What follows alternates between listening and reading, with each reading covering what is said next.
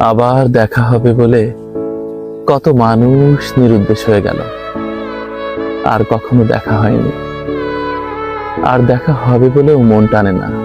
কোনো যোগাযোগ তো নেই, বরং দূরত্ব পৌঁছে গেছে পোলারিস নক্ষত্রের চাইতেও দূরে।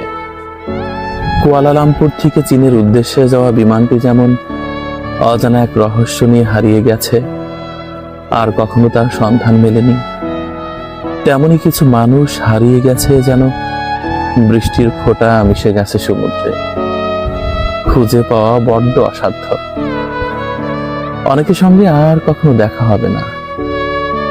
যদি হয়ও তবে মুখোমুখি হলে চিনবে কিনা এই সংকোচে একে অন্যকে অতিক্রম করে চলে যাব চোখ থেকে চোখ সরিয়ে। আবারও অদেখা মুহূর্তের মতো কেটে যাবে আমাদের পুরো জীবন।